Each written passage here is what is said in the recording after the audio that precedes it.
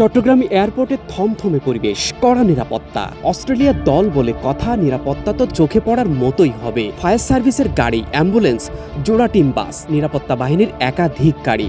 কি রাখা হয়নি অজিদের নিরাপত্তার জন্য?